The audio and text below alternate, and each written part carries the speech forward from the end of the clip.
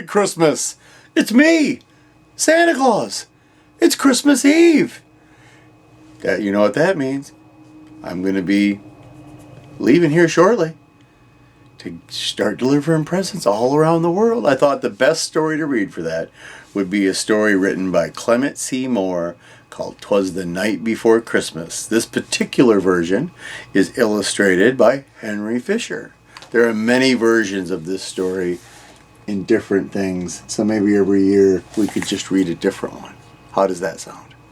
All right, and these pictures are just so pretty. I hope you enjoy it. "'Twas the night before Christmas, when all through the house not a creature was stirring, not even a mouse. The stockings were hung by the chimney with care, in hopes that St. Nicholas soon would be there." Here's the house. Everybody's asleep because it's bedtime. Gotta go to bed so Santa can come.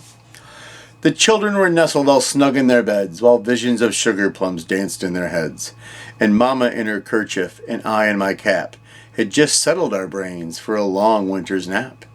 When out on the lawn there arose such a clatter, I sprang from my bed to see what was the matter. What?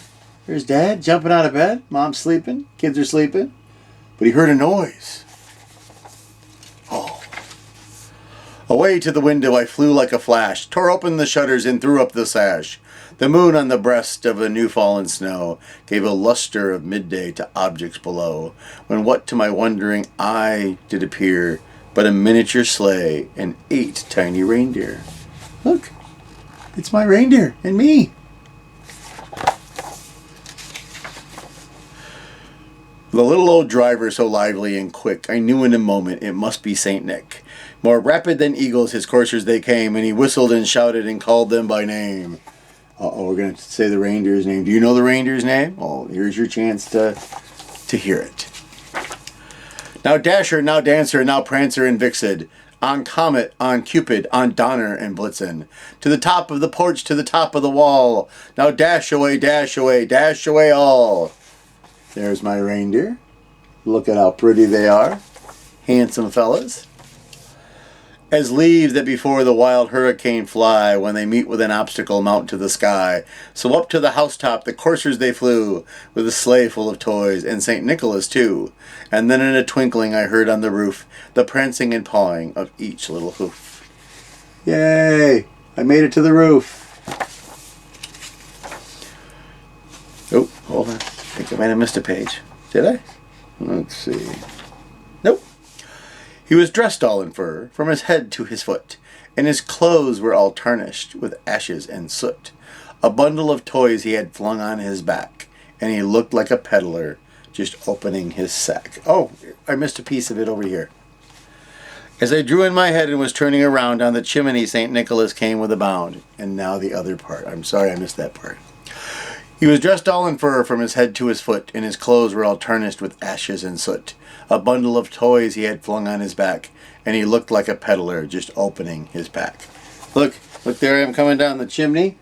All you can see is the bottom of me, and there I am with the presents. Got to keep an eye on both pages when you're reading a book this big. It's a pretty big book, see? Anyways, his eyes, how they twinkled, his dimples, how merry. His cheeks were like roses, his nose like a cherry. His droll little mouth was drawn up like a bow, and the beard on his chin was as white as the snow. See, look, there he is, and there's a kitty, and there's a picture of the kitty, and Santa's having a cookie. Santa loves cookies. And like we mentioned about my beard before, that it's only white because I'm in the snow. Right now I'm at the workshop up on the North Pole.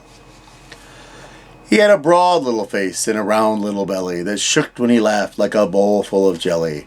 See? I go, ho, ho, ho, ho. All right. He was chubby and plump, a right jolly old elf, and I laughed when I saw him in spite of myself. A wink of his eye and a twist of his head soon gave me to know I had nothing to dread. See? Nothing to dread. Everything's good. Woo.